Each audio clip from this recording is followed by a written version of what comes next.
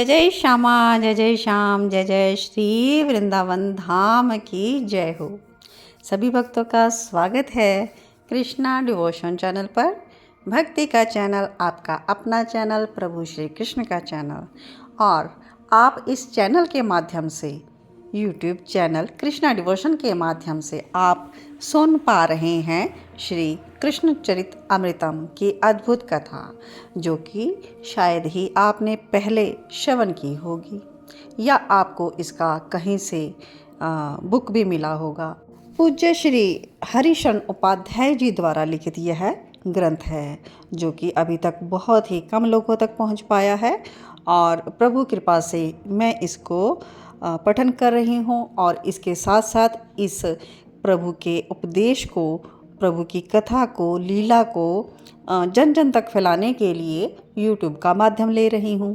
प्रभु श्री कृष्ण जिस को भी चाहेंगे, जहाँ तक इस कथा को पहुँचाना चाहेंगे, वहाँ तक यह कथा ज़रूर पहुँचेगी।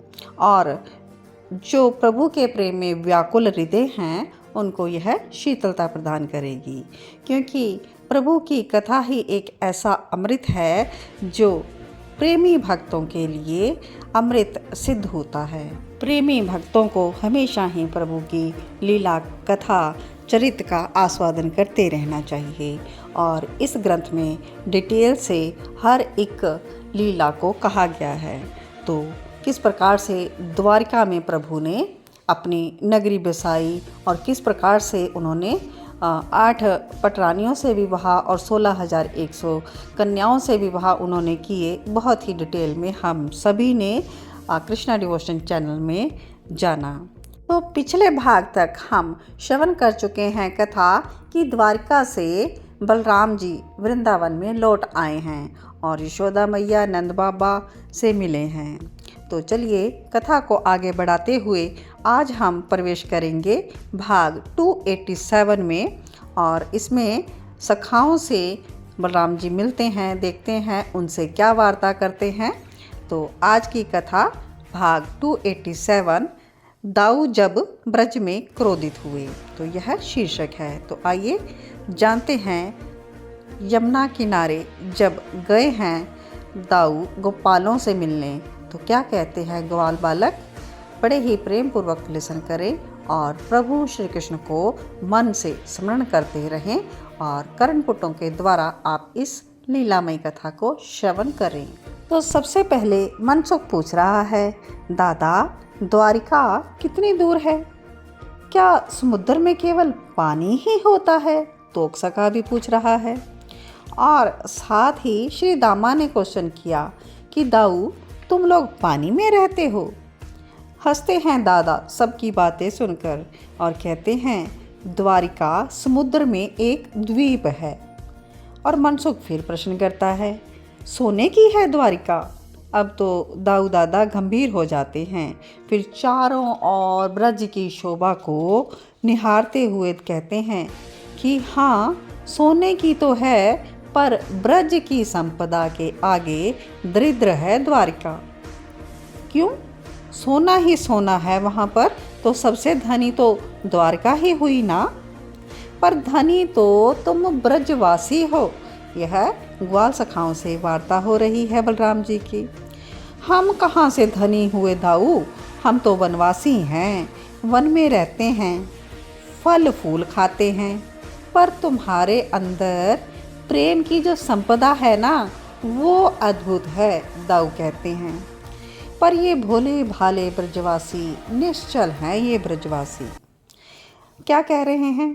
कहाँ दाऊ, हमारे अंदर कहाँ प्रेम है? प्रेम तो दशरथ जी का था। राम चले गए, यह सुनते ही उन्होंने प्राण त्याग दिए थे। पर हमारा कन्हैया हमें छोड़कर चला गया, फिर भी हम जीवित हैं। मनसुख ये बात बोलते बोलते हिलकियों से रो पड़ा। कहाँ है हमारा प्रेम, कहाँ है? और आंसुओं को पोंछ रहा है मनसुख। दाऊ ने अपने हृदय से लगा लिया मनसुख को। श्री दामा, तोक सखा सब दाऊ के हृदय से लग गए। और तभी कुछ सखा कहने लगे, अब इनसे भी कुछ बतिया लो दादा। किसको देखकर कह रहे हैं? क्योंकि गोपियाँ यमुना किनारे आ गई थी। अच्छा, कुछ समय इनसे बात कर लो, तब तक हम भी अपनी गैया देखकर आते हैं। यह कहते हुए सखा अब गैया देखने चले गए। चंद्रावली गोपियों में प्रमुख थी, पर गोपियों का भी तो एक दल था। दल का प्रतिनिधित्व करती थी चंद्रावली, तो दूसरे दल का ज्योत्सना नामक की गोपी करती थी। ये दूसरा दल दाऊ जी से प्रेम करता था। इस दल की प्रमुख का कहना था, पहले से ही कन्हैया तो राधा का है या चंद्रावली का। तुम और हम तो वैसे ही उसके पीछे पागल हैं। मैं तो पीतांबरधारी से सुंदर नील आंबरधारी को मानती हूँ। दाऊ को देखो कितने सुंदर हैं। आज ये दोनों दल गोपियाँ दाऊ जी के पास आ गई। यह कहते हुए अब दाऊ जी ने श्री राधा को वहाँ ना देखकर पूछा कि राधा कहाँ है। चंद्रावली के नेत्र बहने लगे। वो बरसाने में ही रहती है। कहती है, हाँ माता कीर्ति और वृषभानु जी ने आपको बरसाने में बुलाया है। दाऊ सबकी बातें सुनते रहे। चंद्रावली और ज्योत्सना ने एक ही बात कही, दाऊ हमें श्री कृष्ण की बातें बताओ। वो द्वारिका में क्या करते हैं? क्या हमें याद करते हैं? अब कहाँ उनको हमारी याद आती होगी। सभी गोपियाँ तरह तरह के प्रश्न कर रही हैं।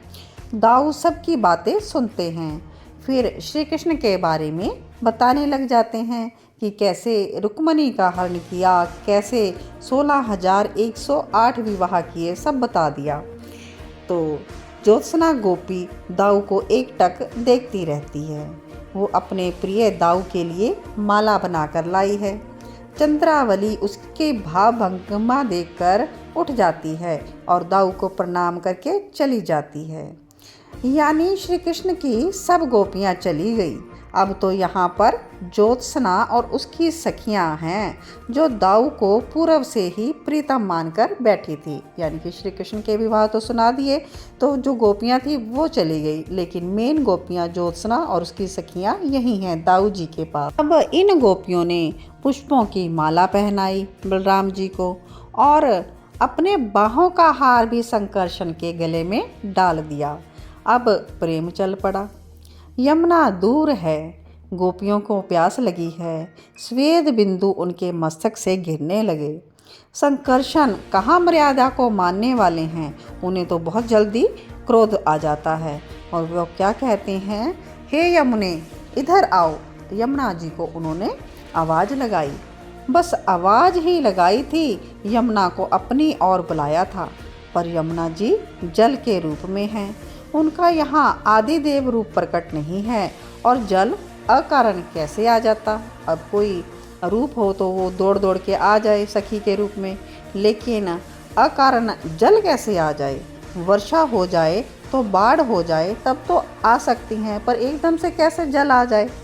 पर ये भी संकर्षण हैं, शेषनाग का स्वरूप है ये, और उनको क्रोध बहुत जल्दी क्या हर समय बना ही रहता है। यमुना जी जब नहीं आई, उनकी गोपियाँ सवेद से नहा गई और तृषा उनको प्यास भी लग रही है और बलभद्र को यह देखकर क्रोध आ गया। अब क्या किया उन्होंने, हल उठाया अपने हाथों में और यमुना की धारा को खींच दिया। तू क्या समझती है कालिंदी, तुझे नष्ट कर दूंगा, तेरी छोटी छोटी धाराएं बनाकर रेगिस्तान में पहुंचा दूंगा और तू वहां जाकर नष्ट हो जाएगी। खींच दिया यमुना को बलभद्र ने, पर ये तो यमुना जी हैं, श्री कृष्ण प्रिया हैं।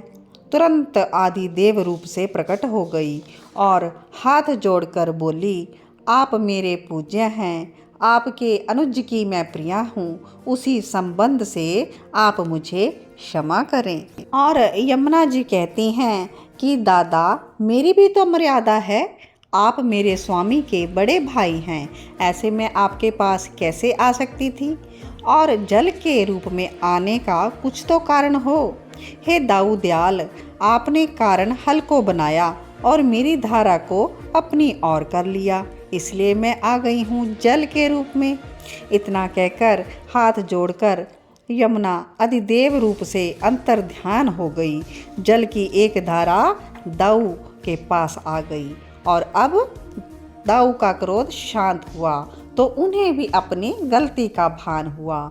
यमुना पर क्रोध करके दाऊ को लगा कि मैंने तो अनुचित कर दिया तो यह कथा उद्धव जी विदुर जी से कह रहे हैं। इसके बाद दाऊ जी यमुना का जल पान करते हैं और अपनी गोपियों को भी जल पिलाते हैं और जल में क्रीड़ा करते हैं। तो बहुत ही सुंदर हमने बलराम जी का वृंदावन में रिटर्न फ्रॉम द्वारिका कथा लिसन किया। तो आज के लिए इतना ही। आगे की कथा हम नेक्स्ट भाग में पढ़ेंगे। तो आप सभी लिसन करने के लिए तैयार रहें। बहुत ही जल्द मिलते हैं नेक्स्ट पार्ट में। तब तक आप सभी के हृदय में विराजमान प्रिया प्रीतम को मेरा कोटि कोटि वंदन। जय जय श्री कृष्णा, जय जय श्री राधे श्याम। सबको मिले वृंदावन धाम।